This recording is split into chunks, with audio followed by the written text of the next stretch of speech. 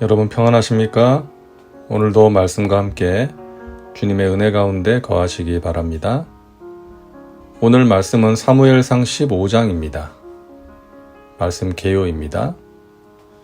1절부터 9절은 사울이 아말렉을 쳐서 모든 것을 진멸하라는 하나님 말씀에 불순종하는 내용이고, 10절부터 23절은 사무엘이 사울의 죄를 책망하고 사울이 변명하는 내용입니다.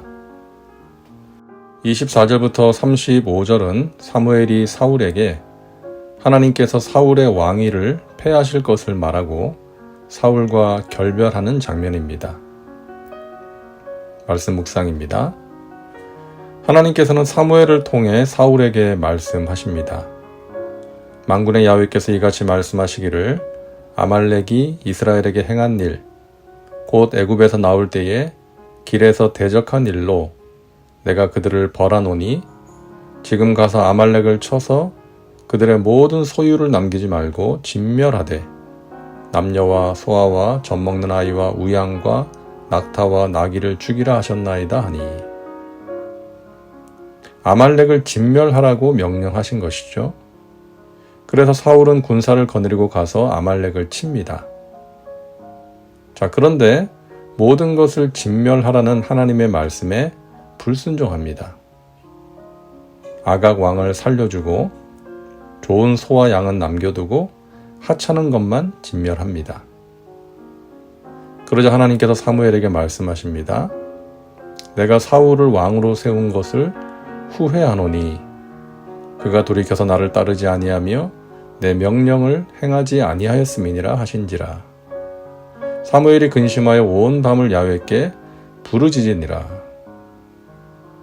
하나님께서 후회하신다고 말씀하십니다. 후회하시는 하나님, 좀 어울리지 않죠? 하나님은 전지전능하시고 모든 것을 아시는 완전하신 분이신데 본인의 결정에 대해서 후회를 하신다니까 좀 이해가 되지 않습니다.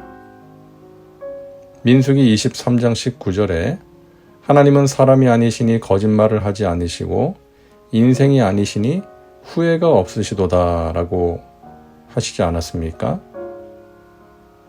자, 오늘 말씀에 나오는 하나님의 후회는 인간이 하는 후회와 같은 것으로 이해하면 안 됩니다. 여기서 말하는 하나님의 후회는 자신의 어떤 행위가 잘못되었다는 것을 인정하여 거기서 돌이키는 것을 의미하는 것이 아니라 사울의 불순종으로 인해 앞으로 그와 이스라엘 백성들이 겪어야 할 고통에 대한 하나님의 슬픔을 의인화하여 표현한 것입니다. 후회라는 표현을 통해서 사울에게 임할 심판과 새로운 인물의 등장을 암시하는 것이죠. 사무엘은 하나님의 말씀을 듣고 밤새도록 통곡하며 부르짖습니다. 아마도 하나님의 슬픔을 자신도 느끼며 부르짖었을 것이고 사울의 죄에 대해 하나님께 용서를 구하거나 사울이 회개하기를 원하며 기도했겠죠. 이처럼 사무엘은 자신이 말한 것처럼 민족을 위해 기도하기를 쉬지 않았던 기도의 사람이었습니다.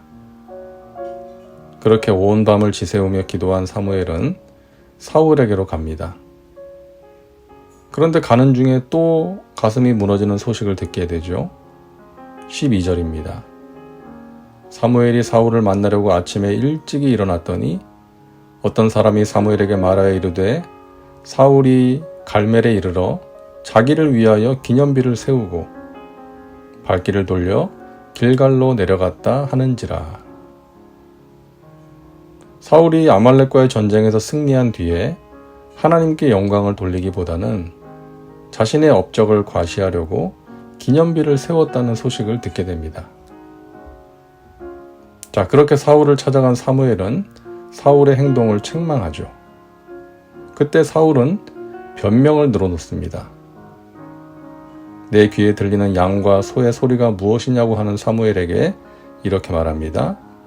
사울이 이르되 그것은 무리가 아말렉 사람에게서 끌어온 것인데 백성이 당신의 하나님 야훼께 제사하려 하여 양들과 소들 중에서 가장 좋은 것을 남김이요 그 외의 것은 우리가 진멸하였나이다 하는지라.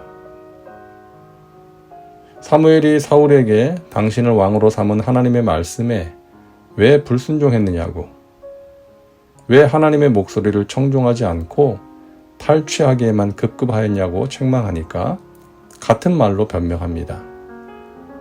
사울이 사무엘에게 이르되 나는 실로 야훼의 목소리를 청종하여 야훼께서 보내신 길로 가서 아말렉 왕 아각을 끌어왔고 아말렉 사람들을 진멸하였으나 다만 백성이 그 마땅히 멸할 것 중에서 가장 좋은 것으로 길갈에서 당신의 하나님 야훼께 제사하려고 양과 소를 끌어왔나이다 하는지라. 사울은 자신의 죄를 회개하지는 않고 백성들과 하나님께 드리는 제사를 핑계 삼아 자신의 행동을 합리화하려고 합니다. 그리고 이어서 말합니다. 사울이 사무엘에게 이르되 내가 범죄하였나이다. 내가 야훼의 명령과 당신의 말씀을 어긴 것은 내가 백성을 두려워하여 그들의 말을 청종하였음이니이다. 사울은 하나님보다 백성들을 더 의식했던 것입니다.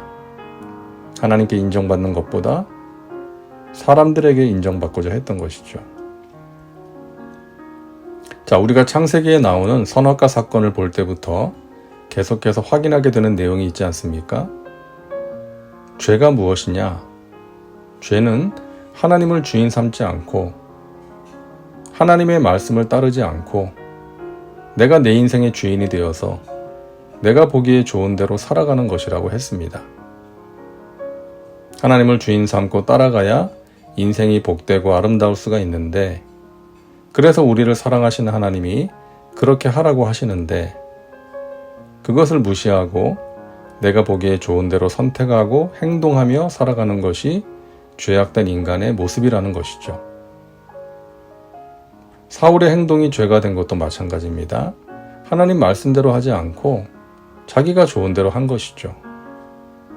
자기 욕심 채우려고 하찮은 것만 진멸하고 좋은 것은 남겼기 때문입니다. 오늘날 많은 사람들이 사울처럼 살아갑니다. 하나님을 믿는다고 하지만 하나님 말씀대로 살지 않고 자기가 보기에 좋은 대로 살아갑니다. 자기 욕심을 채우려고 하고 자기 이익을 추구합니다. 하나님보다 사람을 더 의식하고 그들에게 잘 보이려고 노력합니다. 거기에서 모든 죄가 비롯되는 것입니다. 오늘도 말씀과 함께하는 우리 믿음의 식구들은 하나님께 인정받는 사람들 되시기를 바랍니다. 하나님을 인생의 주인으로 모시고 그분의 말씀을 따라 살아가므로 하나님이 주시는 귀한 은혜를 누리며 복된 삶을 살아가시기를 바랍니다. 다음은 말씀 적용입니다. 오늘 말씀을 통해 당신에게 주시는 메시지는 무엇입니까? 당신 자신과 삶에 구체적으로 적용하시기 바랍니다. 이제 기도합니다.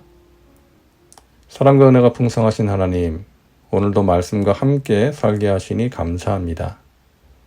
하나님의 말씀에 불순종함으로 버림받은 사울을 보면서 인생의 중요한 진리를 깨닫습니다. 하나님을 내 인생의 주인으로 모시고 따라가게 하여 주옵소서. 내 뜻대로 내가 보기에 좋은 것을 선택하며 사는 것이 아니라 하나님의 뜻을 따라 살아가므로 하나님이 주시는 복된 삶, 승리의 삶을 살게 하여 주옵소서. 예수님의 이름으로 기도하옵나이다. 아멘. 오늘도 말씀과 함께 은혜 가운데 거하시기 바랍니다. 여러분 사랑하고 축복합니다.